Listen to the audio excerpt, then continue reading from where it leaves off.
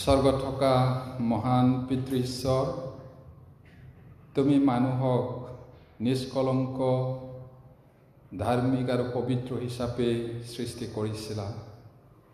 কিন্তু নকৰিবা, নাখাবা বুলি কোৱাটো খাই তোমাৰ বিৰুদ্ধে পাপ কৰিলে। আৰু মানুহে তেতিয়াৰ পৰাই আজিলৈকে মন্দ পথত যাবলৈ নানান উপায় বিচাৰিলে। তথাপিও তুমি মানুহক এৰি দিয়া নাই। যুগে যুগে তুমি বিচাৰি আছা আৰু মানুহক পাপৰ পৰা উদ্ধাৰ কৰি স্বৰ্গ লৈ যাবৰ কাৰণেই আমাৰ ত্ৰাণকৰ্তা প্ৰভু যীশু এই পৃথিৱীলৈ আহিছিল। আৰু তেওঁ আমাৰ বাবে তেজ দিলে, আৰু যিসকলে সেই তেজত যীশুৰ কৰ্মত বিশ্বাস কৰি তেওঁলোকৰ অনন্ত জীৱন আছে। আৰু অনন্ত জীৱন পোৱাৰ পিছত পৃথিৱীত কেইবছৰমান থকা সময়ত আমি কেনেকুৱা জীৱন যাপন কৰা উচিত শাস্ত্ৰত তুমি ভালকৈ কৈছা। আৰু আমি মদৰ বিষয়ে বাইবেলে কি কয়, মদ খালে কি হয়, এই সকলো কথা চাইছোঁ। শুনা প্ৰতিজনৰ ওপৰত তোমাৰ অনুগ্ৰহ হওক। শাস্ত্ৰীয় বচন শুনি তাক পালন কৰিবলৈ আমাক তুমি শক্তি দান কৰা। প্ৰাৰ্থনা যীশু নামত খুজিছোঁ, আমেন।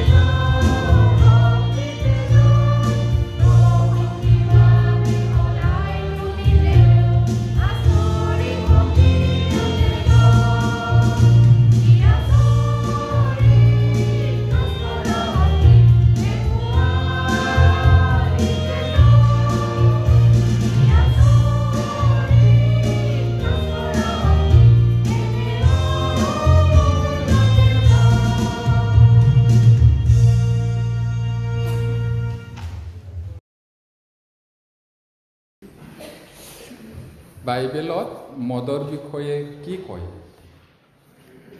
মদে ধাৰ্মিকতা দূৰ কৰে কৈছে। মানুহৰ পৰা ধাৰ্মিকতাটো দূৰ কৰে। যিচয়া 5 অধ্যায়, Isaiah chapter 5 verses 22 to 23, যিচয়া 5 অধ্যায় 22-23 পদ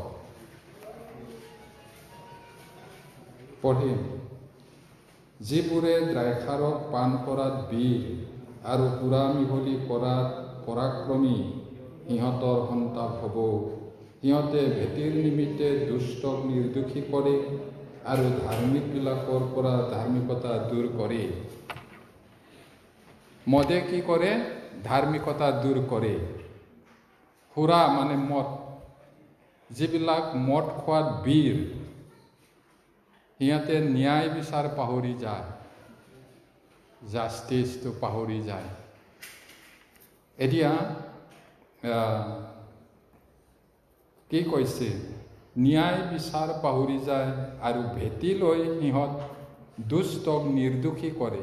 ভেটি মানে ঘোষ, ব্ৰাইব, সেইটো লৈ পিনি দোষীক নিৰ্দোষী কৰি দিয়ে আৰু ধাৰ্মিকবিলাকক দোষী কৰে, ধাৰ্মিকতাটো দূৰ কৰে। যিবিলাকে সুৰাপান কৰি ভেটি লৈ এইদৰে কৰে, সিহঁতক হাৱে পাব। সেইটো কৈছে। ঘোষ ল'ব আৰু সেই ঘোষৰ পইচাটো কি কৰে? ডাঙৰ মানুহ বুলি কোৱা জগতত ভাল ভাল মদ খায়, এবটলত 1 লাখলৈকে আছে বোলে, এইটো খাব। তাৰপিছত হোৱাটো নোহোৱা কৰি পেলায়। একটা কেছত একবাৰ শুনানি কৰিলে 25 লাখলৈকে লোৱা আছে। সেই টকাবোৰ কি কৰে? মদ খাব, নহ'লে ল'ৰা ছোৱালীবিলাকক লাগে ক'লে পঠাব। সিহঁতে কি কৰে? মদ খায়, দুষ্টামি কৰে। এইটো ধাৰ্মিকতা দূৰ কৰে বুলি কৈছে। আৰু যিবিলাকে সুৰাপান কৰি বা মদ খায় ভেটি লয়, সিহঁতৰ সন্তাপ হ'ব, হাৱে পাব। গতিকে বাইবেলে কি ক'লে? সুৰাপানটোৱে মানুহৰ পৰা ধাৰ্মিকতা দূৰ কৰে আৰু ন্যায়টো অন্যায় কৰে, দোষীক নিৰ্দোষী কৰে, পইচা লৈ পিনি, মদ খাই পিনি। এতিয়া মদে কি কৰে? ধৰ্ম ব্যভিচাৰ কৰায়, ধৰ্ম ব্যভিচাৰ কৰায়। Daniel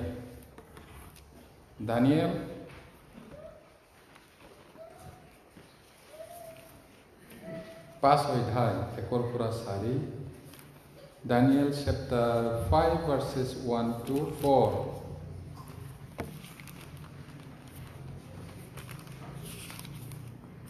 Daniel chapter 5 verses 1 to 4. Daniel 5 অধ্যায় 1 পৰা 4 পদ আমি পালানুক্ৰমে পঢ়ি, মই 1 পদটো পঢ়িছোঁ। এদিন বেলশাছৰ ৰজাই তেওঁৰ 1000 প্ৰধান লোকক এটা বৰ ভোজ দিলে আৰু সেই 1000 লোকৰ সাক্ষাতে দ্ৰাক্ষাৰস পান কৰিলে।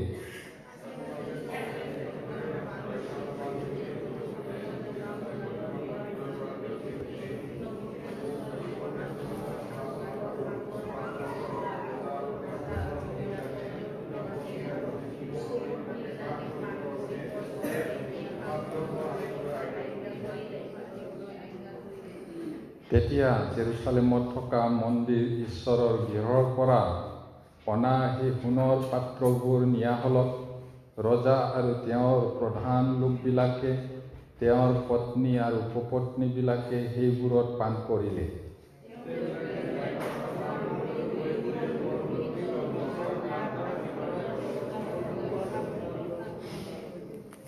এতিয়া মদে কি কৰে কৈছে? ধৰ্ম ব্যভিচাৰ কৰায়। ইয়াত বেলশাছৰ, দানিয়েল ইছৰাইল মানুহ আছিলে, আমি কাহিনীটো জানো।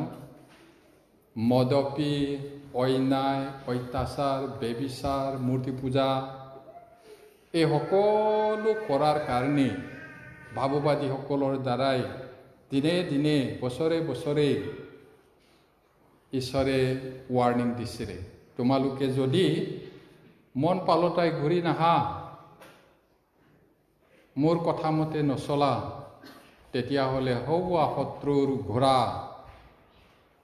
দৌৰি আহিছে, খট খট ঘোঁৰাৰ ভৰিৰ শব্দ, ঝনঝননি, তৰোৱাল আৰু জাতিৰ শব্দ এইবুলি নামানে বহুত বছৰৰ পিছত বাবিলনে আক্ৰমণ কৰি ইছৰাইল জাতিক বাবিলনলৈ লৈ গৈছিলে অনেকক বধ কৰিলে আৰু বাচি থকা কিছুমান বচা মানুহবিলাকো তালৈ লৈ গ'ল তেওঁবিলাকৰ মাজত দানিয়েলো আছিলে সেই কাহিনীটো আমি জানো তেওঁ ৰয়েল ফেমিলিৰ আছিলে ৰাজকীয় বংশৰ আছিলে দানিয়েল বহুত ব্ৰিলিয়াণ্ট দানিয়েল সদ্ৰক মৈশক অবেদনগো এতিয়া এইদৰে ইছৰাইল ধ্বংস হৈছিলে তাৰপিছত সেই বাবিলনকো আকৌ ঈশ্বৰে শাস্তি দিলে পাৰ্চিয়া দেশ এতিয়াৰ ইৰাণটো ইৰাণ এতিয়া ইৰাকত মানে বাবিলনত লৈ গৈছিলে সেইটো ধ্বংস হ'ল ইৰাণ পাৰ্চিয়াই ধ্বংস কৰিলে আকৌ পাৰ্চিয়ালৈ লৈ গৈছিলে দানিয়েলক এতিয়া এই বাবিলনতে বেলশচ্চৰ নবুকদনেছৰৰ ল'ৰা বুলি কৈছে নবুকদনেছৰটো মহান ৰজা আছিলে অতিশয় ভয়ংকৰ অহংকাৰী হোৱাৰ কাৰণে 7 বছৰ ঘাঁহ খুৱাইছিলে গৰুৰ নিচিনা ঘাঁহ খাইছিলে বহুত ভয় লগা গতিকে অহংকাৰটো কিমান যে ভয় লগা অহংকাৰৰ কাৰণে স্বৰ্গদূত লুচিফাৰ শয়তান বুলি গালি খালে শয়তান কৰ্ম কৰাৰ কাৰণে অহংকাৰৰ কাৰণে এই নবুকদনেছৰ ধ্বংস হৈছিলে ধ্বংস মানে গৰুৰ দৰে ঘাঁহ খাবলগীয়া হৈছিলে তাৰে ল'ৰা বুলি কৈছে তাৰে ল'ৰা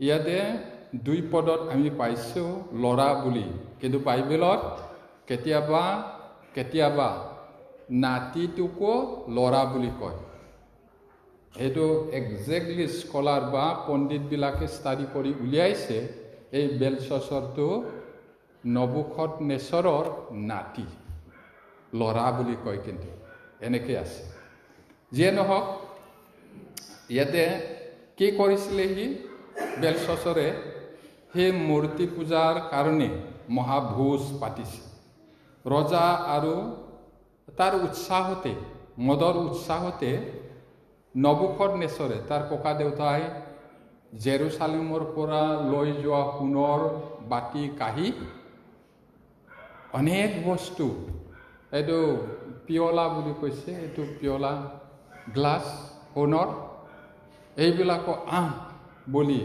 মদৰ নিচা কোনে খাইছিলে কৈছে ডাঙৰ অফিচাৰ তাৰপিছত ৰাণীৰ লিগিৰিটোক কি কয় লিগিৰি কনকিউবাইন সেইটো ৰজাৰে ঘৈণীয়েক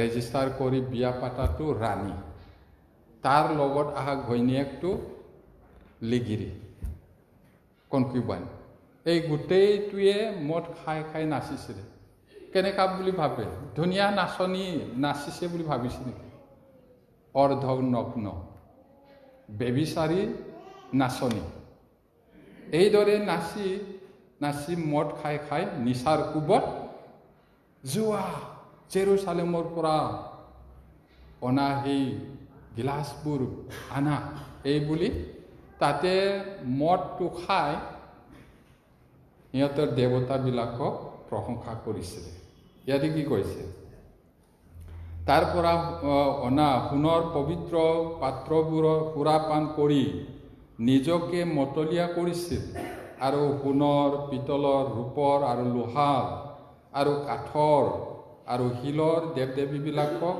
গৌৰৱ প্ৰশংসা কৰিছিল উত্তাল আৰু বেবিচাৰী নাচনী নাচিছিল উত্তাল জগতে বহুত ভাল পাব পাৰে এনেকুৱা নাচনীটো তেনেকুৱা নাচিছিল আৰু সেইটোৱে কাৰণ আছিলে বেলশচ্চৰৰ ধ্বংস হোৱা সেইটো কাহিনীটো বহুত দীঘল আছে এনেকুৱা বেবিচাৰী নাচনী উত্তাল হুলস্থুল হৈ থকা সময়ত আঙুলি মাত্ৰ ওলাইছে ৱালত তাৰপিছত তাতে লিখিছে কোনো পণ্ডিতে পঢ়িব নোৱাৰে এইটো ৱালত লিখাত তাৰপিছত ৰাণীয়ে ক'লে,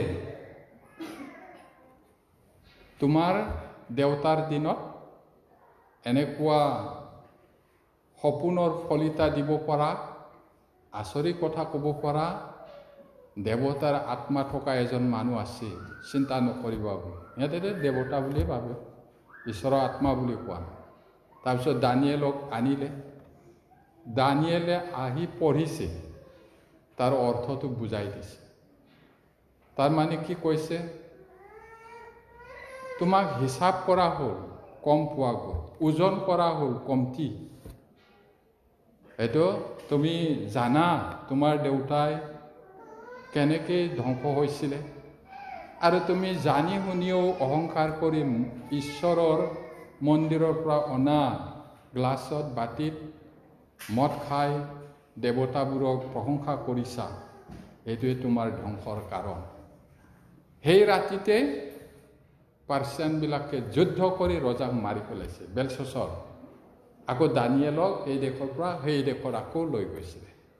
এইটোৱে কাহিনী। কিহৰ কাৰণে ধ্বংস হৈছিলে? মদৰ কাৰণে। তেতিয়াহ'লে মদ খাব পায়নে? নাখাবা। খালে কি হ'ব? ধ্বংস, বিপদ আহিব। জানি শুনিও যদি কৰে, বিপদটো আহিবই আহিব। মদে মানুহক বিচাৰত বিচলিত আৰু বিপদগামী কৰা, বিচাৰকসকলক, জাজবিলাকক অপথে নিয়ে, বিচলিত কৰি। এইটো কৈছে যিচয়া 28:7।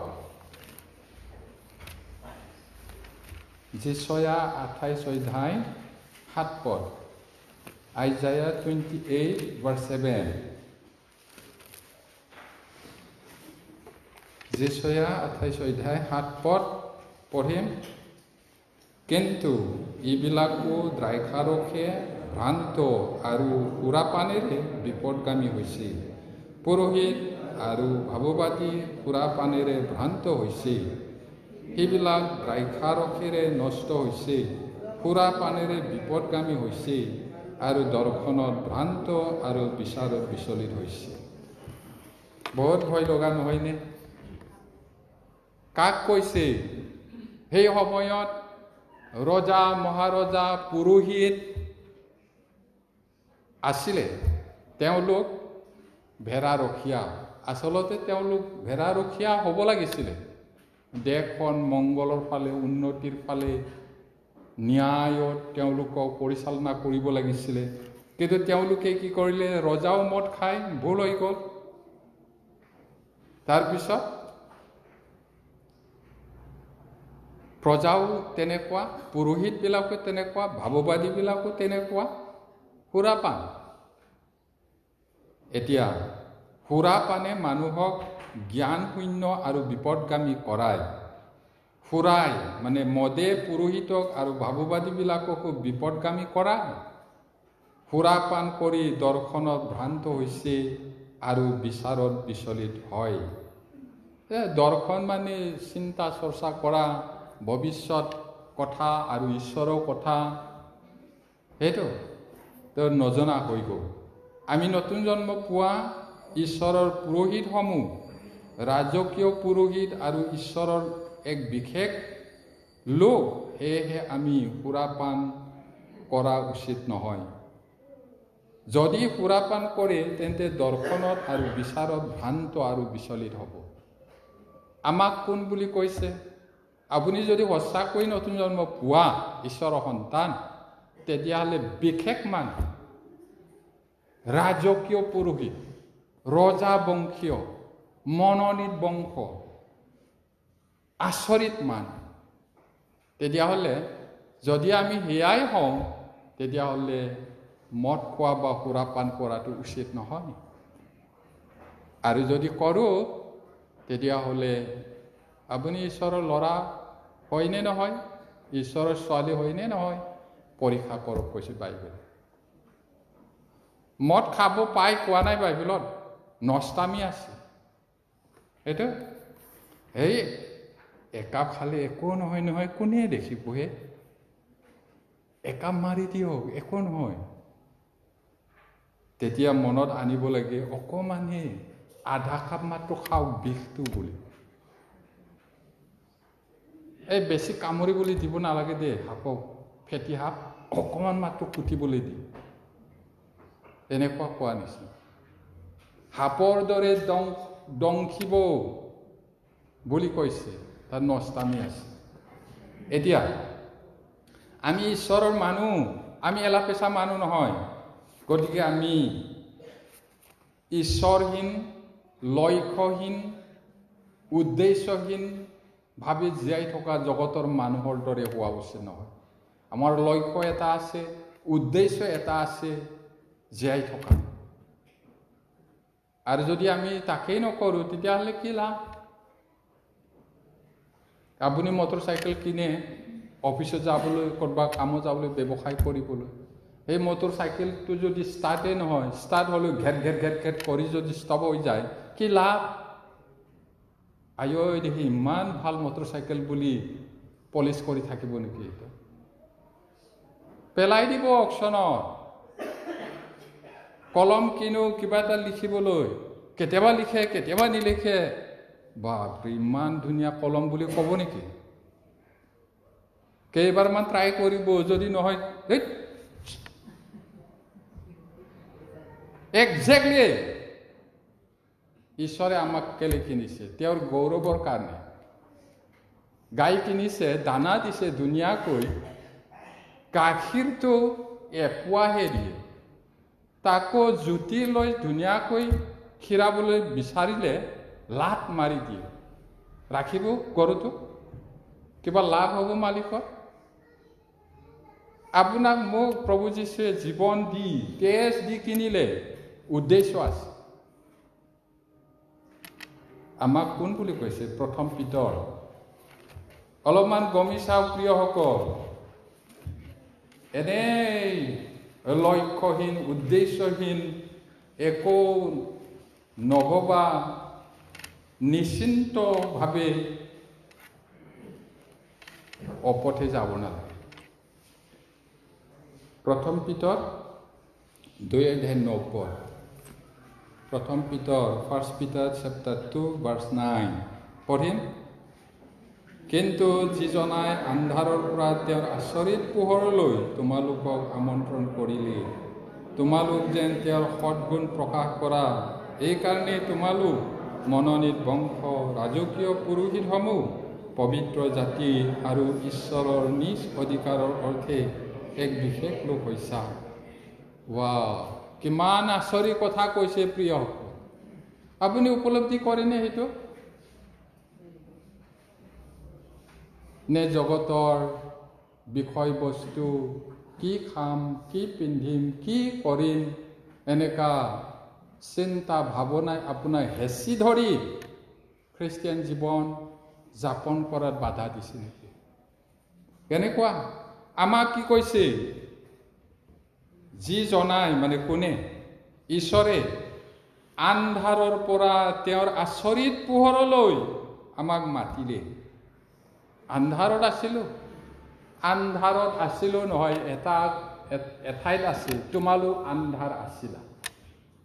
আন্ধাৰত আছিলা নহয়, আন্ধাৰ আছিলা, পাপিষ্ট, ঘিনলগীয়া। কিন্তু তেওঁ সেই অৱস্থাৰ পৰা, সেই ঠাইৰ পৰা আপোনাক আচৰিত পোহৰলৈ মাতিলে, ঈশ্বৰৰ ৰাইজক। আৰু কি কৈছে?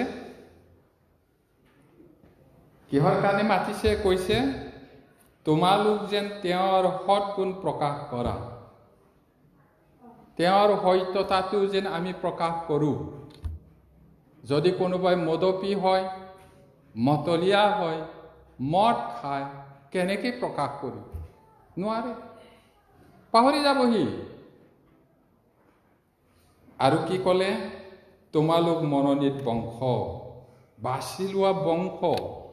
পৃথিৱীত আমাতকৈ কিমান মহান মহান মানুহ আছে, কিমান ধনী, কিমান লিখা পঢ়া জানা, কিমান ধুনীয়া মানুহ আছে।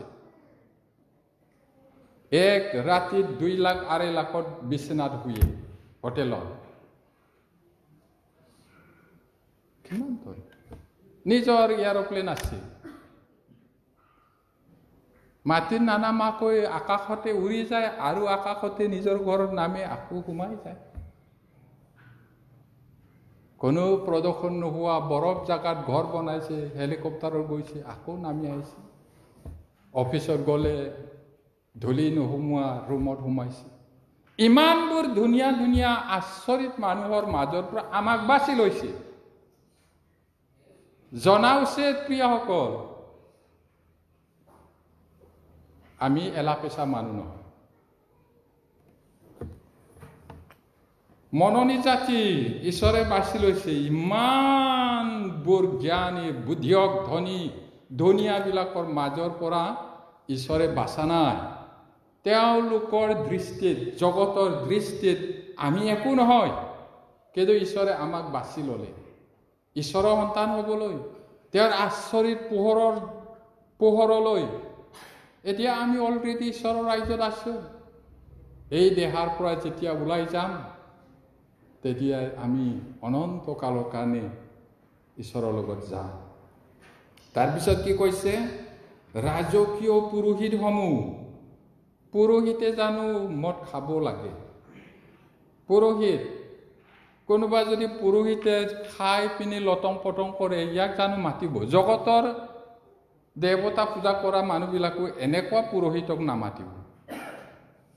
মাতিব জানো মদ খাই পিনি কোনোবা প্ৰসাদটো ক'ৰবাত ঢালিব লাগে ঘিউটো ক'ৰবাত ঢালিব লাগে ক'তবা যদি ঢালি দিয়ে আনিব ইয়াক জগতৰ মানুহে নানে আমি সৰ্বোপৰি জনা ঈশ্বৰ আৰু আমাৰ লগত থকা এইটো অনন্ত জীৱনৰ কথা এই মানুহটো যদি মদ খায় ধলং ফলং নকৰিব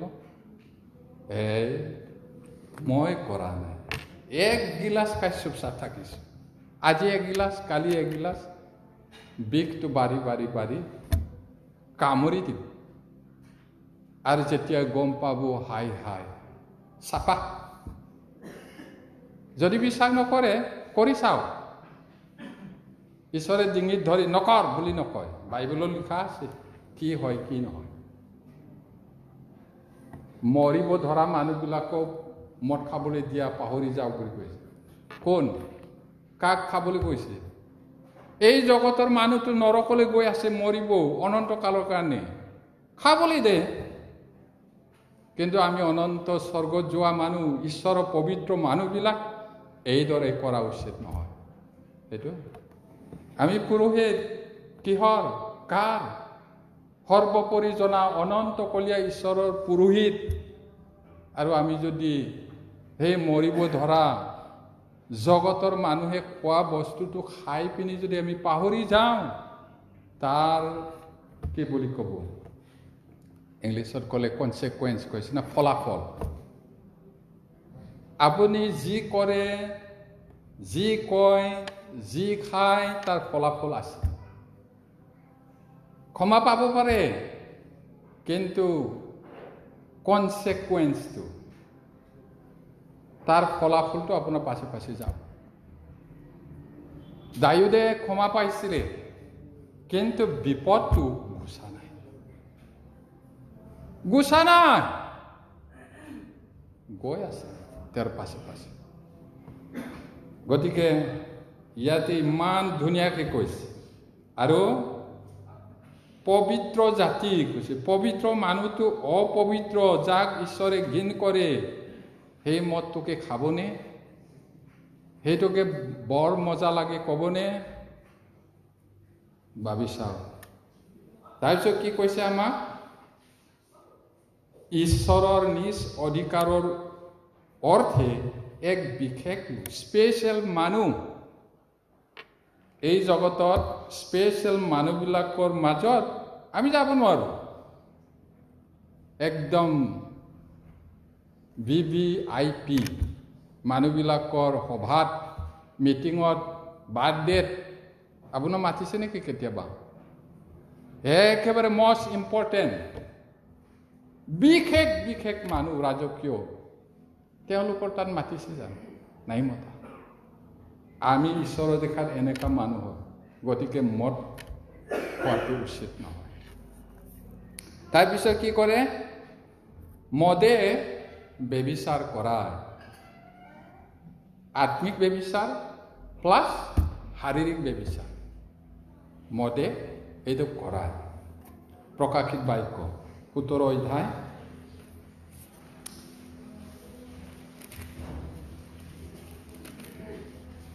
Revelation chapter 17 verses 1 and 2 17 অধ্যায় 1-2 পদ।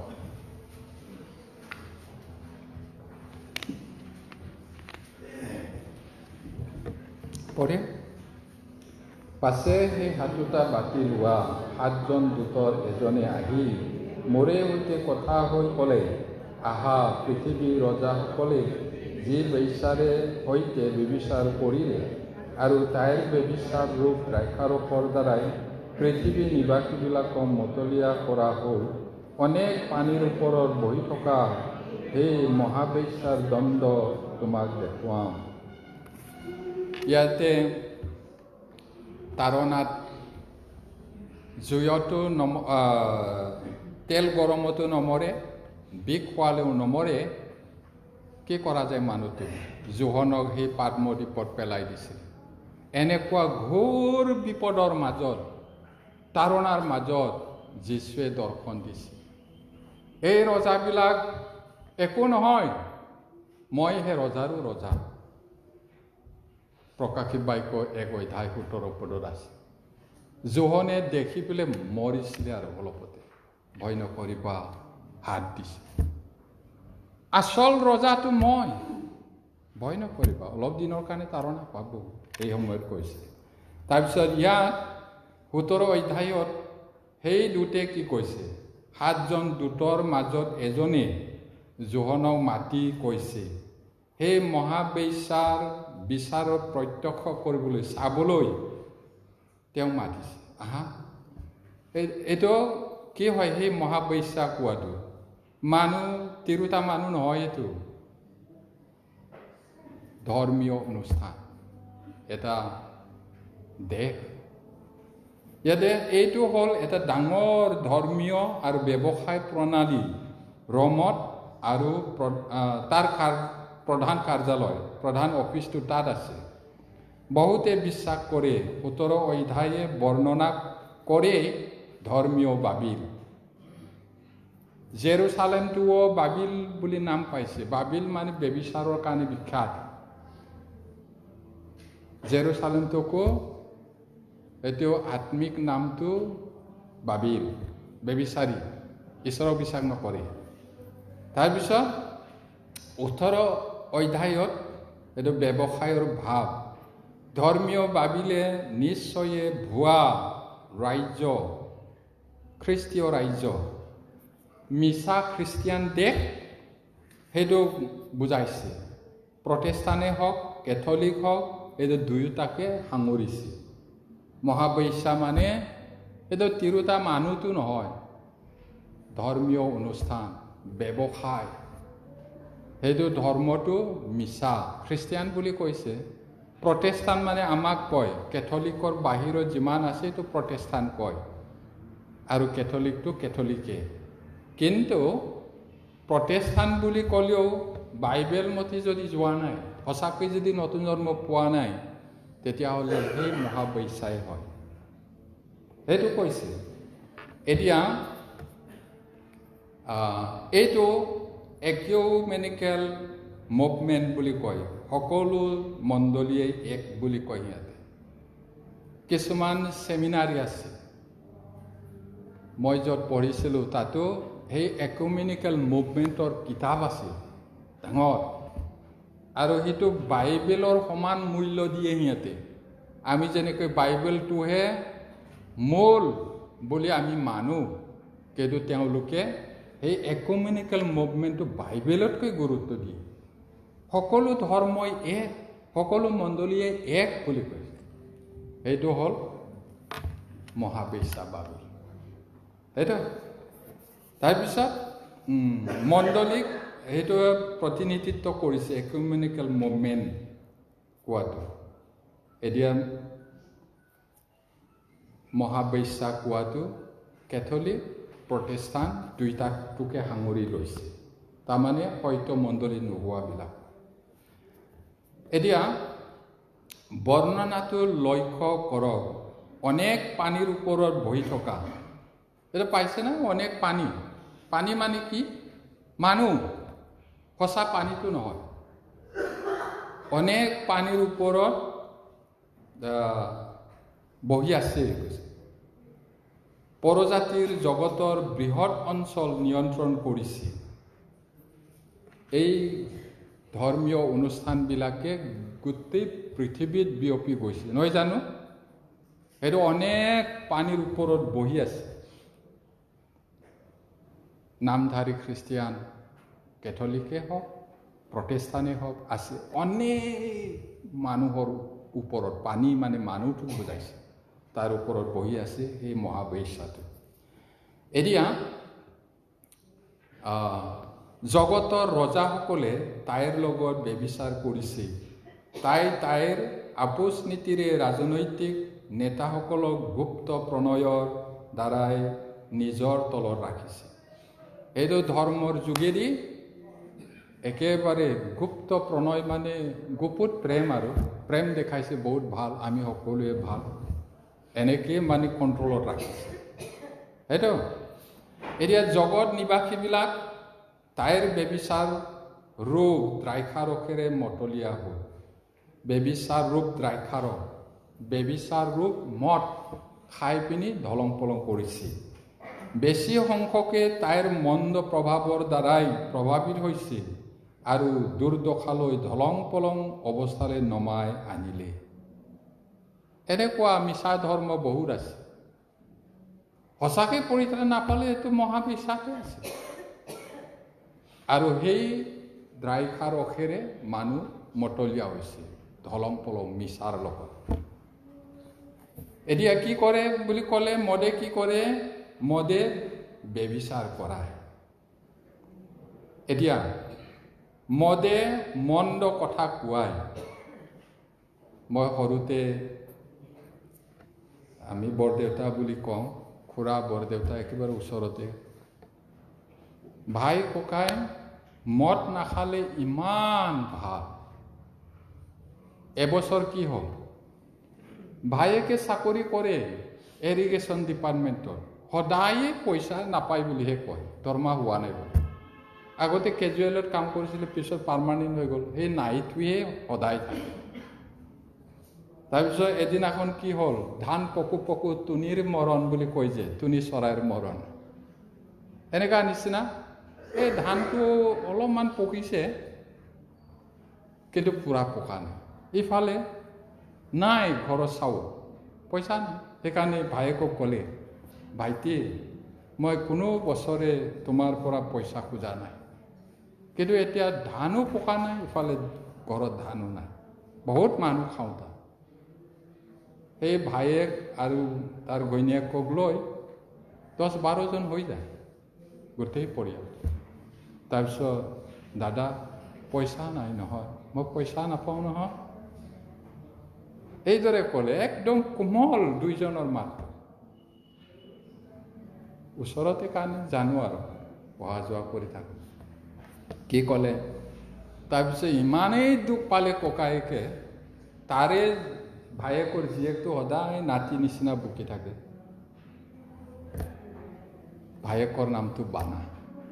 বানাই মোক সহায় নকৰিলে, একেবাৰে সহায় নকৰিলে, কৈ কৈ মদ খাই গোটেই ৰাতিটো পাৰ।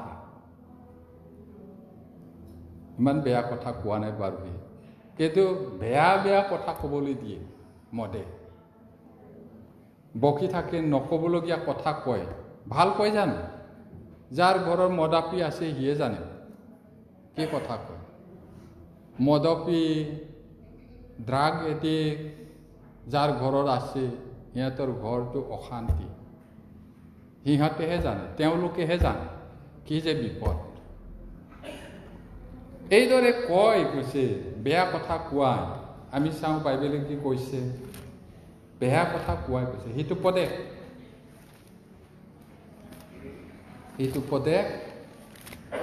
23 অধ্যায় 33 পদ, প্ৰবাদ 23:33.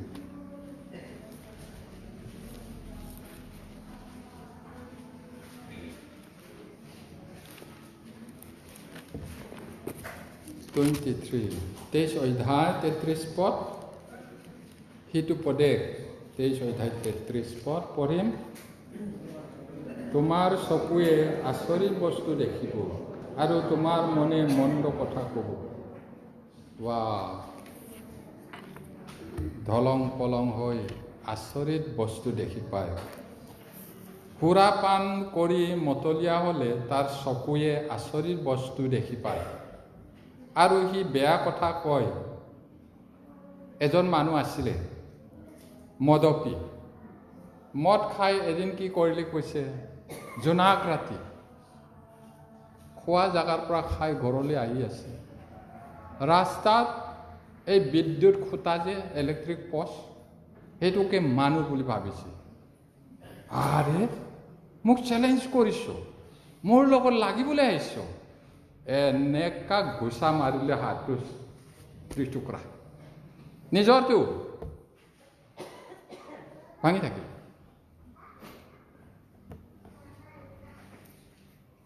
কি হ'ল?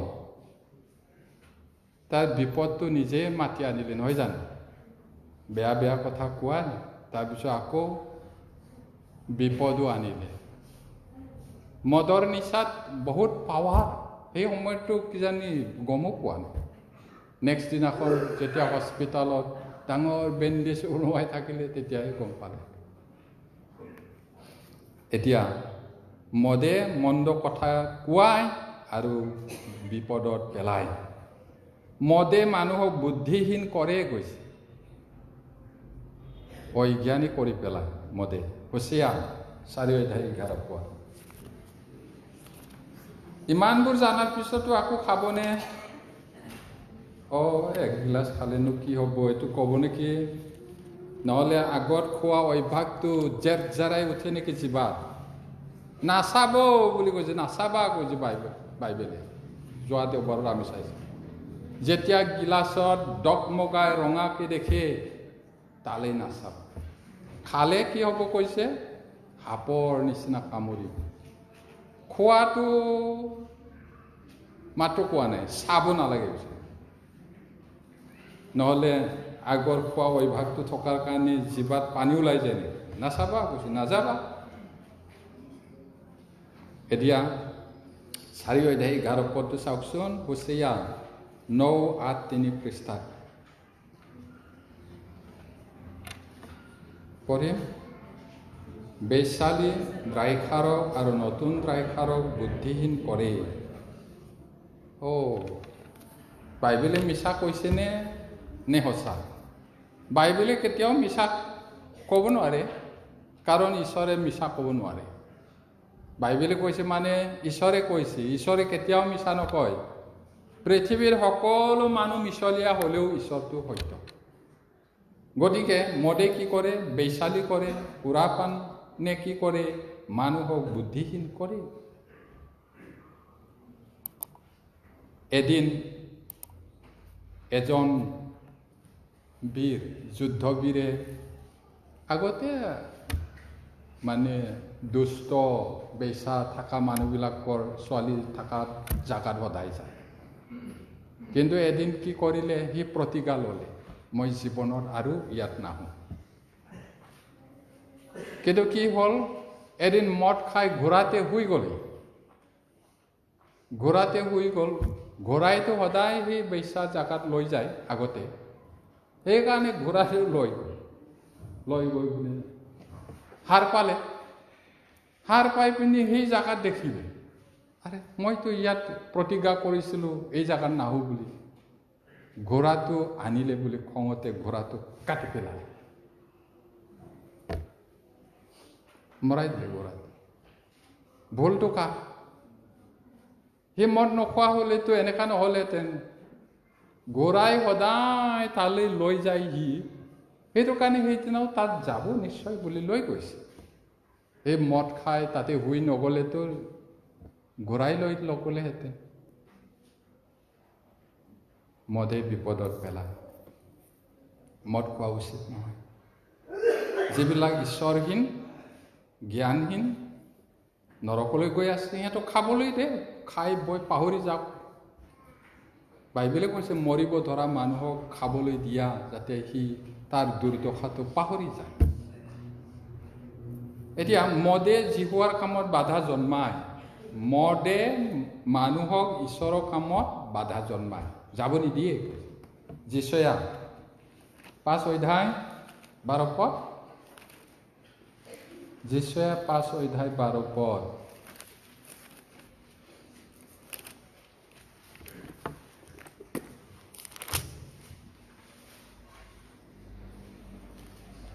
Isaiah chapter 5:12 পঢ়িম। সিহঁতৰ ভোজৰ আয়োজন বিনা, নেবল, খঞ্জৰি, বাঁহী আৰু দ্ৰাক্ষাৰস, কিন্তু সিহঁতে জিহুৱাৰ কাৰ্যলৈ মন নকৰে, তেওঁৰ হাতৰ ক্ৰিয়া বিবেচনা নকৰে। মদ খোৱা সময়ত মাছ মাংসটো থাকিব আৰু লাহেকৈ বজোৱা ভায়লিন থাকিব। বেছি পোহৰো নাই, পোহৰ নোহোৱাও নহয়, দেখা পোৱা নিচিনাও নহয়, নেদেখাও নহয়, এনেকুৱা পোহৰ একেবাৰে ধুনীয়াকৈ ভায়লিন বজায় আধুনিক যুগত। এই তাহানি বাইবেল লিখা সময়তেই এনেকুৱা। চাওক ইয়াতে বাঁহী খঞ্জৰি এইটো খাই খাই বোলে বজাবলৈ দিব, নাচিব, এনেকুৱা কৰে। এতিয়া সুৰাই মানুহক ঈশ্বৰৰ বিষয়ে চিন্তা কৰিবলৈ আৰু তেওঁৰ কামত যোৱাত বাধা জন্মায়। চিন্তা কৰিব নিদিয়ে, তেওঁৰ কামত যাবলৈও বাধা জন্মায়, আৰু ঈশ্বৰৰ কৰ্ম সেইটোকো ভাবিবলৈ নিদিয়ে। আৰু আমি নতুন জন্ম পোৱা মানুহে শুভবাৰ্তা প্ৰচাৰত মন দিয়া উচিত। খাই বৈ জগতৰ মানুহৰ নিচিনা চেতনাহীন বুদ্ধিহীন হৈ থকাটো উচিত নহয়। চেতনাহীন পেৰেলাইজ হোৱা মানুহটোক চিকুটিলেও গম নাপায়, ঘোৰ টোপনিত থকা মানুহটোক তাতে ওচৰত টিং টিং টিং টিং টিং কিবা বজাই দিলেও তো সাৰ নাপায়। ঈশ্বৰক পোৱা মানুহ, নতুন জন্ম পোৱা মানুহ, পোহৰৰ মানুহ, জগতৰ নিমখ, এইটো যদি খাই বৈ থাকে তেতিয়াহ'লে চেতনাহীন হৈ যাব, একো নহ'ব। গানত লিখিছে আমি পোহৰ নিদিলে কোনে পোহৰ দিব? আমাৰ লগত অনন্ত জীৱনৰ কথা আছে। খ্ৰীষ্টিয়ান বুলি ক'লেও অনেক অনেক খ্ৰীষ্টিয়ানৰ হাতত নাই। অন্ধই অন্ধক বাট দেখুৱাই নিব পাৰিলে দুয়ো খাৱৈত পৰিব। আত্মিক অন্ধ, আমাৰ চকুটো খোলা হ'লেও আমি মদ খাই এইদৰে হ'মনে? প্ৰচাৰ নকৰাকৈ থাকিমনে? বুদ্ধিহীন হ'বনে? এতিয়া মদে বিপৰীত বিচাৰ কৰা, এতিয়া সুৰাপান কৰি মতলীয়া হ'লে ন্যায় বিচাৰ পাহৰি দোষীক নিৰ্দোষীক দোষী কৰি পেলাব। মদ খাই বিচাৰ কৰিব, ঘোষ লৈ পিনি পাহৰি যাব। এতিয়া আকৌ কি কৈছে? মদে মানুহক জ্ঞানশূন্য কৰে, জ্ঞানশূন্য কৰে। অথনি আমি পঢ়িলোঁ। এতিয়া হ'লেও আমি আকৌ পঢ়িম 5 অধ্যায় 20-ৰ পৰা 22 পঢ়িম। যিবোৰে বেয়াক ভাল আৰু ভালক বেয়া বোলে, পোহৰক আন্ধাৰ আৰু আন্ধাৰক পোহৰ বোধ কৰে, আৰু মিঠাক তিতা আৰু তিতাক মিঠা জ্ঞান কৰে, সিহঁতৰ সন্তাপ হ'ব। যিবোৰে নিজ নিজ দৃষ্টিত জ্ঞানৱান আৰু নিজ নিজ জ্ঞানত বুদ্ধিমান, সিহঁতৰ সন্তাপ হ'ব। যিবোৰে দ্ৰাক্ষা পান কৰাত বীৰ আৰু সুৰা মিহলি কৰাত পৰাক্ৰমী, সিহঁতৰ সন্তাপ হ'ব। কিমান আচৰিত কথা কৈছে! কেনেকুৱা বাইবেলে ইমান ধুনীয়া ধুনীয়া কথা কয়, আপুনি কি জানি এইটো বেয়া এনেকুৱা কৈছে নেকি? আমি দিনৰ সন্তান বুলি ক'লে নহয়, ক'তনো কি দিনৰ সন্তান? এনেকুৱা বিপৰীতমুখী নেকি? সুৰাই মানুহক জ্ঞানশূন্য কৰে, বেয়াক ভাল, ভালক বেয়া, পোহৰক আন্ধাৰ, আন্ধাৰক বৰ পোহৰ, মিঠাটোক বৰ তিতা, তিতাটোক বাপৰে বাপ ইমান মিঠা। বাইবেলে কৈছে মদৰ বিষয়ে, তথাপি কিজানি আপোনাৰ মনত বিদ্ৰোহী হৈ আছে। বিদ্ৰোহী হ'ব পাৰে, অলপ খালে কি হয় এই বুলি, অলপ খালে কি হয় বাইবেলে কৈছে, এইটো হে মানিব লাগিব। ইয়াতে নিজৰ বুদ্ধিত নিজকে জ্ঞানী বুলি যদি ভাবে তেতিয়াহ'লে হাৱে পাব, আৰু হুৰা মিহলি কৰাৰ, হুৰা পান কৰাৰ বীৰবিলাক সন্তাপ হ'ব। তাৰপিছত কি কৈছে, মদে দুখত পেলায় আৰু অকাৰণে মাৰ খুৱাই আৰু চকু ৰঙা হয়। এইটোতো আমি পাই থাকোঁ। এই হিতোপদেশ 23 অধ্যায়টো মদৰ বিষয়ে, মদ খালে কি। মই এদিন আমাৰ ছোৱালী ল'ৰা সৰু সৰু, আগফালে এটা লৈছোঁ, পাছফালে এটা লৈছোঁ, মই তেতিয়া মাষ্টৰ কৰি আছোঁ। ঘৰত আহিছোঁ, দুজন মানুহক ডেকা ল'ৰা গুৰুল পিটি আছে, লাত মাৰিছে, ঘুচা দিছে। তাৰপিছত চাইকেলটো ৰখাই পিনি মই সুধিলোঁ কাষৰ মানুহটো, কি হৈছে বুলি। দেখা নাই সেই মাৰুতি গাড়ীত অহা মানুহটো সিহঁতক হৰ্ণ দিছে, ছাইড হ'ব, ধলং পলং কৰি আছে মাজত, ছাইড দিয়ক চাৰি, উল্টা ধমকি দিয়ে, সেইটো কাৰণে পিটিছে। পিতা মানুহটো একেটা টাউনৰে মানুহ, পিটন খোৱাটো একেটা টাউনৰে মানুহ। কাৰ চকু ৰঙা হয়, কোনে এনে মাৰ খায়, যিজনে মদ খায়। কৈছে বাইবেলে। বোৱা, মোৰ সেইদিনা ভালকে বুজি পালোঁ, বিনা কাৰণত মাৰ খাইছে সিহঁতে। তাৰপিছত কি কৈছে, মদে সকলো নষ্ট কৰে, সকলো, অকমান নষ্ট কৰে, আধা নষ্ট কৰে, এনেকুৱা কোৱা নাই, সকলো নষ্ট কৰে। ক'ত লিখা আছে হয় জানো? এনেকুৱা আকৌ ক'ব পাৰে, মানুহৰ মনটো বহুত কঠিন, কপটীয়া। আমি চাওঁ বাইবেলে কি কৈছে। ইফিচিয়া 5:18 পদ, Ephesians chapter 5 verse 18, 248, 248 পৃষ্ঠাত আছে, পঢ়িম। আৰু দ্ৰাক্ষাৰসেৰে মতলীয়া নহবা, কিয়নো তাত নষ্টামি আছে, কিন্তু আত্মাৰে পৰিপূৰ্ণ হোৱা। নষ্টামি আছে, নষ্ট কৰে, সকলো নষ্ট কৰে, নষ্টামি আছে তাত।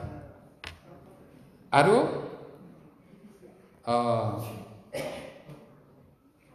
দ্ৰাক্ষাৰসক ঔষধ হিচাপে ব্যৱহাৰ কৰিব পাৰে বুলি। যদি ডাক্তৰ নাই, নাৰ্ছ নাই, ফাৰ্মাচীও নাই,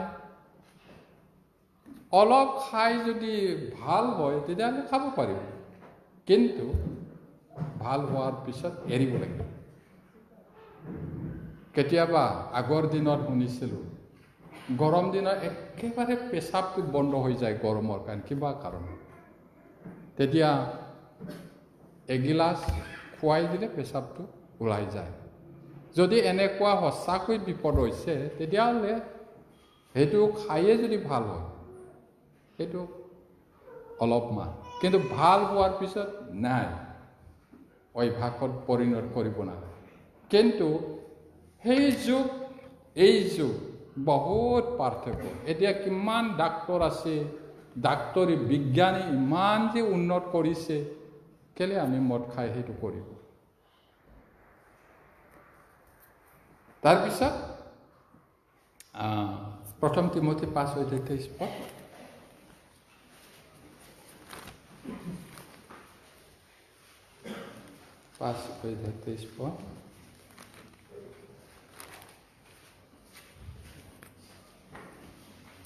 পঢ়িম। 1 Timothy chapter 5 verse 23, তোমাৰ উদৰৰ আৰু ঘনে ঘনে হোৱা দুৰ্বলতাৰ কাৰণে অকল পানী আৰু নাখায় কিছু দ্ৰাক্ষাৰস ব্যৱহাৰ কৰা। এইটো কৈছিল তিমথিৰ বহুত পেট বিষোৱা এটা বেমাৰ আছিলে কৈছে তিমথি।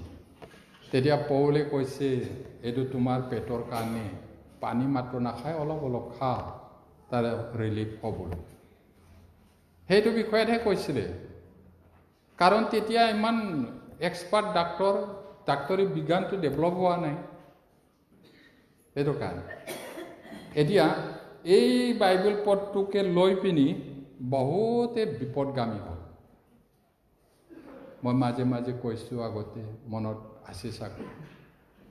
এদিন এজন মানুহ আলহী খাবলৈ গ'ল, নতুন বিশ্বাসী, একেবাৰে গৰমী নতুন জন্ম পাইছে বুলি, পাইছিল না পোৱা নাই ঈশ্বৰ আৰু সি জানে। তাতে গ'ল, ক'তবা একদম ক্ৰুচ ওলোমাই থোৱা এটা গীৰ্জাঘৰ পালে। তাতে সোমালে, তাৰ পালকটো বা কি হয় কি নহয় নাজানো। আপোনালোকৰ কেনেকুৱা? আমাৰতো বহুত কাঢ়া, আমাৰ নিচিনা শিক্ষা দিয়া মানুহ নাই। হয় নেকি? মদৰ বিষয়ে কি কৈছে? মদটো খাব নাপায়, একেবাৰে বাধা দিয়া আছে। মিছা কৈছে, আপোনালোকৰ কিবা ঠগিছে বুলি। তেতিয়া ইয়াত 23 পদটো সেই মানুহে দেখাই দিলে। চাওকচোন, অলপ অলপ খাব লাগে, নিচাহে হ'ব নালাগে। এই বুলি কোৱা কাৰণে সেই মানুহটো খাই পিনি এতিয়া ধ্বংস নাই, জাকত নাই আৰু জগতলৈ গ'ল পুৰা। এইটো মিনিংটো জানিব লাগে। তেতিয়া এনেকুৱা ডাক্তৰী বিজ্ঞানটো নাই, ইমান মেডিচিন নাই 2025 বছৰৰ আগত। সেই সময়তহে কৈছিলে। এতিয়া সেইটো অভ্যাসত পৰিণত কৰিবৰ কাৰণে নহয়। আকৌ কিছুমানে কয় যীশুৱে দেখোন কানা নগৰত দ্ৰাক্ষাৰস বনাইছে। সেই দ্ৰাক্ষাৰস চৰ্বত হিচাপতহে বনাইছিলে। পণ্ডিতবিলাকে, জ্ঞানীবিলাকে এইটো ৰিচাৰ্চ কৰি চাইছে, 0.1 হে এলকহল আছে কৈছে, 0.1। একোৱে নাই, তাৰমানে মদ নাই। আৰু এইটো মিনিং আছে, সেই দ্ৰাক্ষাৰস বনোৱাৰ মিনিং আছে। এই আচৰি চিনৰ এইটো গোটেই 2 অধ্যায়টো হয়, যোহন দীঘল হয়, এইটো নিজে পঢ়িব পাৰে, কাহিনীটো আমি জানো। এই আচৰি চিনৰ এক আত্মিক অৰ্থ আছে, সেইটো হ'ল জাগতিক বস্তুৱে দিয়া আমোদ প্ৰমোদবোৰ খন্তেকীয়া, এদিন নাইকিয়া হৈ যাব, ঢুকাই যাব। কিন্তু ঈশ্বৰে দিয়া জীৱনৰ দ্ৰাক্ষাৰস উত্তম আৰু চিৰকাল থাকিব। ইয়াৰ দ্বাৰাই যীশুৱে ঈশ্বৰৰ মহিমা প্ৰকাশ কৰিছে। মিনিংটো এইটোহে হয়। এই জগতত আমোদ প্ৰমোদ, যিটো ইণ্টাৰেষ্ট দিব, মজা দিব, সেইটো আজি থাকিব, কাইলৈ নাথাকিব। মদ খোৱা সময় অলপ ভাল লাগিব পাৰে, কালিলৈ মাথা বিষাব, সমস্যাৰ সৃষ্টি হ'ব। পৰিয়ালতো সমস্যা হ'ব, সমাজতো হ'ব, নিজৰ দেহাও হ'ব। টকা পইচা যি অকণমান ইনকাম কৰিছিলে সেয়াও যাব, মান সন্মানো নাইকিয়া হৈ যায়। ঠিক মদাপিটো বুলি ক'বনে নাই? কয় মানুহবোৰে, মুখৰ আগত নক'ব পাৰে, মাৰিব বুলি কয়, কিন্তু সন্মান নকৰে। এতিয়া ঈশ্বৰে দিয়া যিটো আমোদ প্ৰমোদ ইণ্টাৰেষ্ট বাঢ়ি বাঢ়ি বাঢ়ি বাঢ়ি অনন্ত কাললৈকে যাব। যীশুৰ বাদে একোৱে শান্তি দিব নোৱাৰে। দিয়ে খন্তেক। আপুনি যদি এতিয়া 2 লাখ 3 লাখ পায়, গণিব পাৰে। কালিলৈ সেইটো লৈয়ে কিবা এটা কৰি পেলাব, হয় না নহয়? টকাই অলপ ফূৰ্তিও দিব পাৰে, টকাই বিপদতো পেলাব পাৰে। সেইটো চিৰস্থায়ী নহয়। এতিয়া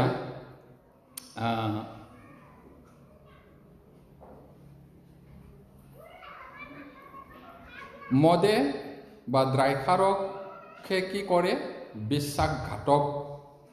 বিশ্বাসঘাতকৰ দল সৃষ্টি কৰে। বেবিচাৰী তিৰোতা বেচাই বিশ্বাসঘাতকৰ দল সৃষ্টি কৰে। বেশ্যাবিলাক দ নাট নিচিনা কৈছে, সৰু দ নাট কুঙা, তাত পৰি গ'লে মৰি যায়। সেইদৰে মদে মানুহৰ মাজত বিশ্বাসঘাতকৰ দল সৃষ্টি কৰে। আমি বাইবেল পঢ়িম হবক্কুক পুৰণি নিয়মত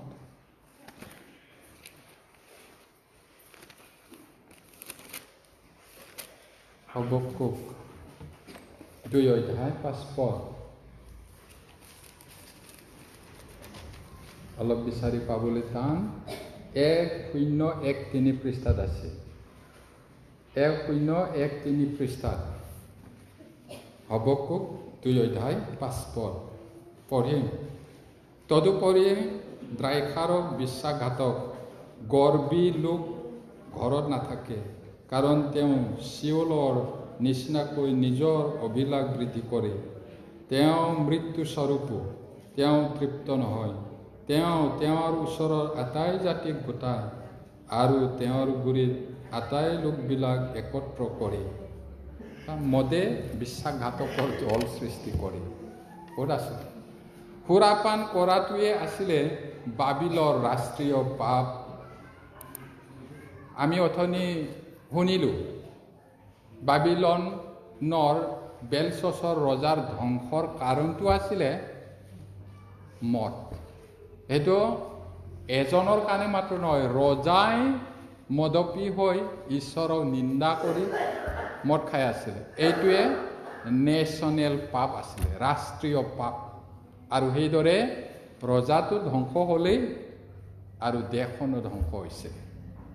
কাৰণটো কি? মদ। এতিয়া সন্দেহ নাই, নবুকদনেছৰো এইদৰেই হৈছিলে। বেলছছৰ আৰু তাৰ মহান লোকবিলাকে যেতিয়া হুলস্থুল সুৰাপান কৰি উৎসৱ পাতি আছিল, তেতিয়াই তাক আক্ৰমণ কৰি শত্ৰুৱে জয় কৰিছিল, সুৰাই বিশ্বাসঘাতকৰ দল সৃষ্টি কৰি। কোনে জানে সেই ৰজাৰ শাসনকৰ্তাবিলাকৰ মাজতে বিশ্বাসঘাতক আছিলে। একজেক্ট এই সময়ত এনেকুৱা ভোজ হ'ব, নাচ গান হ'ব, খাই থাকিব, তাতে ব্যস্ত হ'ব, সেই সময়তে আপোনালোকে আহক বুলি তেওঁলোকৰ মাজতে কোনোবাই বিশ্বাসঘাতকতা কৰিছিলে হ'বলা। বাইবেলত এইটো লিখা নাই, কিন্তু বাইবেলে কৈছে বিশ্বাসঘাতকৰ দল সৃষ্টি কৰে। এইদৰে তেওঁলোক সেই মদেই আছিলে তেওঁলোকৰ ৰাষ্ট্ৰীয় পাপ, আৰু এইদৰে তেওঁলোক ধ্বংস হৈছিলে। এতিয়া মদে মৃত্যু ঘটায়। মদে কিবা এটা ভালৰ কথা কোৱা নাই, সকলো নষ্ট কৰে। কি ক'লে? মদে মৃত্যু ঘটায়। পঢ়ে 1 সামুৱেল 25 অধ্যায় 36-38। বহুত আচৰিত, কতো প্ৰশংসা কৰা নাই, এতিয়া মৃত্যু ঘটাইহে ক'লে গৈ। 1 সামুৱেল 25 অধ্যায় 36-38। 1 Samuel chapter 25, 36-38. পাইছে না? 1 সামুৱেল 3, 4, 6 পৃষ্ঠাত আছে পুৰণি নিয়মত। যদি পাইছোঁ পঢ়িম। পাছে তেতিয়া অবিকল নাবলৰ ওচৰলৈ আহিল। তেতিয়া চোৱা, সি ৰজাৰ ভোজৰ দৰে তাৰ ঘৰত ভোজ পাতিছিল, আৰু সি অতিশয় মতোৱাল হোৱাত তাৰ মন প্ৰফুল্লিত হৈ আছিল। এই হেতুকে অবিকলে ৰাতিপুৱাৰ আগেয়ে এই বিষয়ৰ অলপ বা অধিক একোকে তাৰ আগত নকলে। পাছে ৰাতিপুৱা নাবলৰ দ্ৰাক্ষাৰসৰ ৰাগী গুচিলত তাৰ ভাৰ্যাই তাৰ আগত সেইবোৰ কথা কওঁতে অন্তৰত তাৰ হৃদয় থৰ হৈ গ'ল, আৰু সি শিলৰ নিচিনা হ'ল। আৰু তাৰ 10 দিনমানৰ পাছত জিহুৱাই নাবলক আঘাত কৰিলত, সি মৰিল। কাহিনীটো কেনেকুৱা বহুত ইণ্টাৰেষ্টিং দায়ুদ তেতিয়া ৰজা নহয় চৌল ৰজাই দায়ুদক মাৰিবৰ কাৰণে খেদি আছিলে আৰু তেওঁ এঠাইৰ পৰা আন ঠাইলৈ এইটো নগৰৰ পৰা সিটো নগৰ অৰণ্যত পলাই আছিল এটা সময়ত এটা অঞ্চলত তেওঁলোক গ'ল দায়ুদৰ লগত কেইবাজনো লগৰীয়া আছিলে লাষ্টত গৈ 600 জনমান হৈছিল আৰু সেই নাবল বহুত ধনী মানুহ আছিলে গৈছে মেৰ শাক বহুত আছিলে আৰু দায়ুৰ সৈতে থকাৰ কাৰণে চাৰিওফালে ভেড়াচুৰ বা এই ৰাং কুকুৰ বাঘ ভালুক এনেকা আহিব পৰা নাই নিৰাপদে আছিল তাৰপিছত এদিনাখন নোম কটা দিন আহিল নোম কটা সময়ত ভোজ পাতে কেইবাটাও ভেড়াটো মাৰিব মতা ভেড়াবোৰ ডাঙৰ ডাঙৰ সেইবিলাক মাৰি পিনি ভোজ পাতে সেই কথাটো দায়ুদে শুনি পেলাই নিজৰ ডেকা কেইজনমান লগৰীয়াক পঠিয়াই দিলে বোলে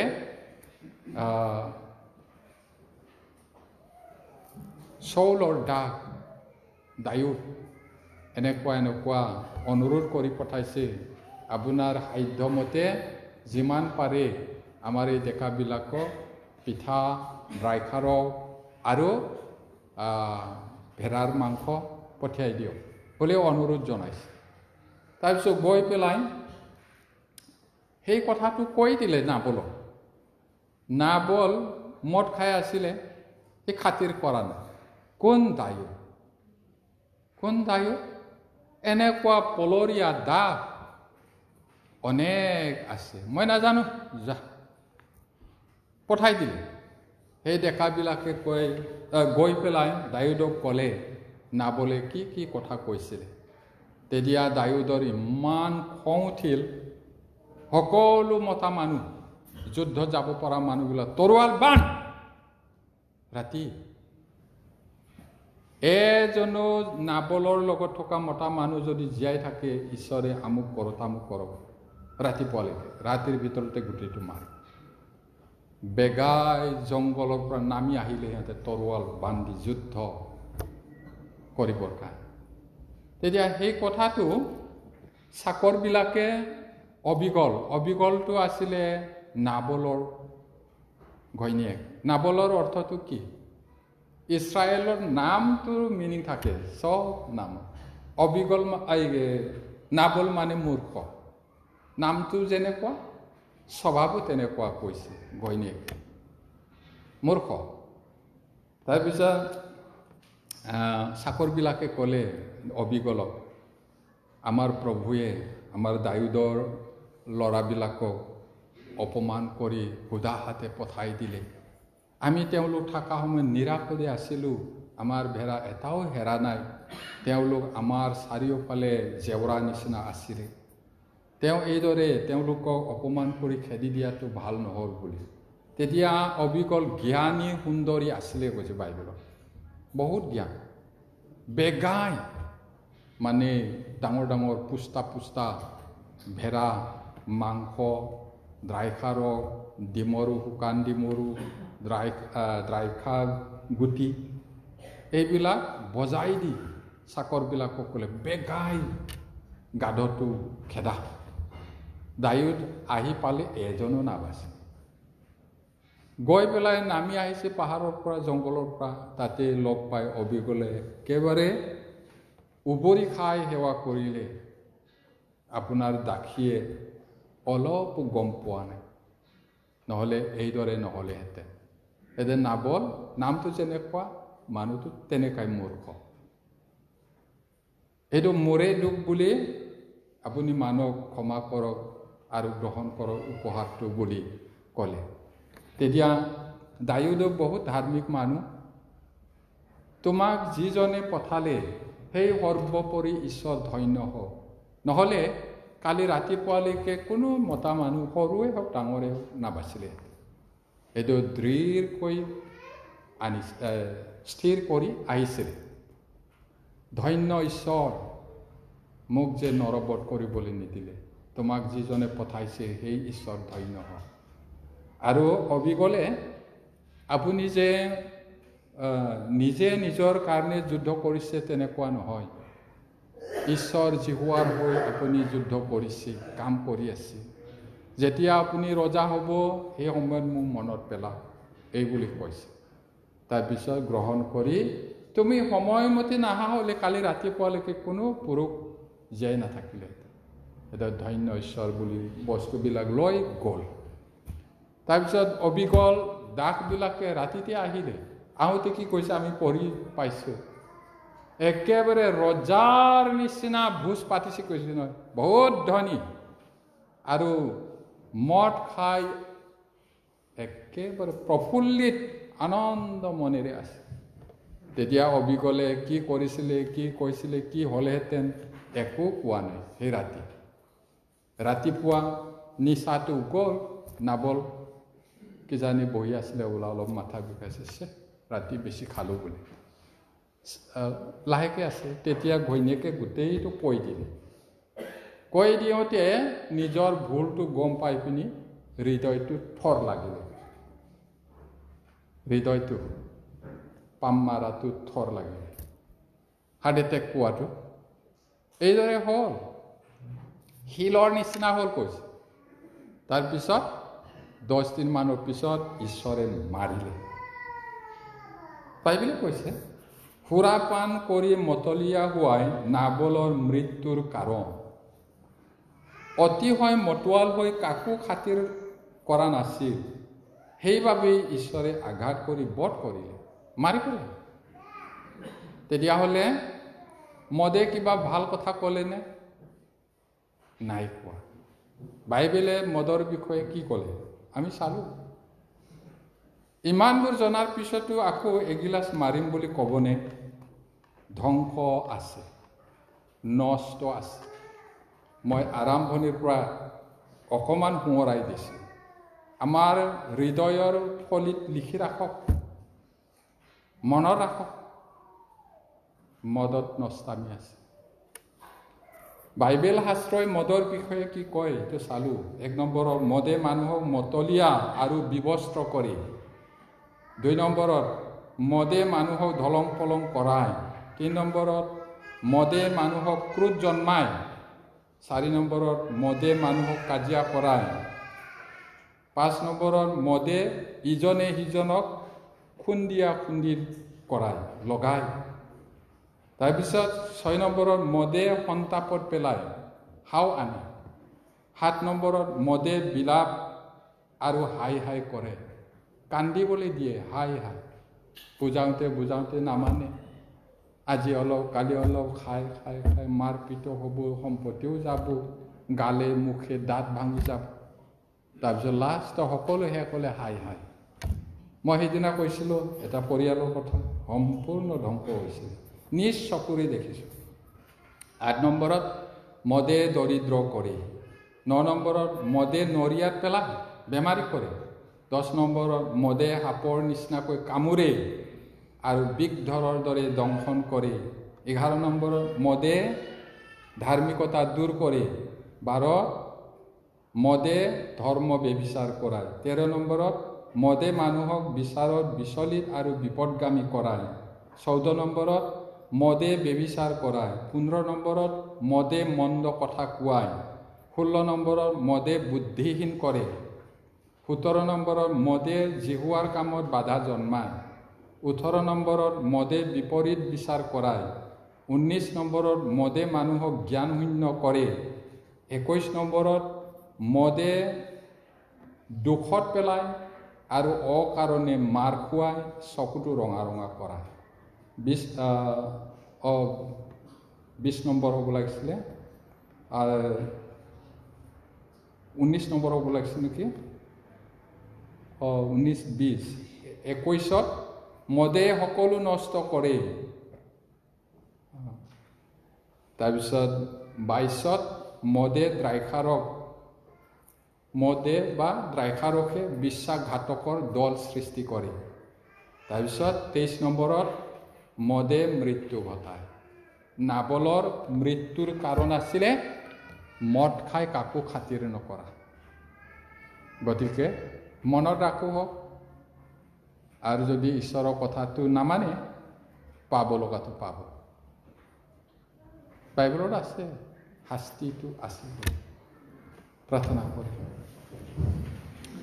স্বৰ্গত থকা মহান পিতৃ ঈশ্বৰ, বাইবেলে মদৰ বিষয়ে কি কয়? মদৰ বিষয়ে কোনো ভাল কথা কোৱা নাই। মদত নষ্টামি আছে।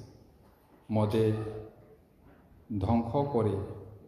সকলো কথা আমি চালোঁ। আমি যেন মনত ৰাখিব পাৰোঁ, শুনা প্ৰতিজনৰ ওপৰত তোমাৰ অনুগ্ৰহ হওক। আমি পবিত্ৰ জাতি, বিশেষ জাতি আৰু মনোনীত জাতি, ৰাজকীয় পুৰোহিত, গতিকে মদ খোৱাটো উচিত নহয়।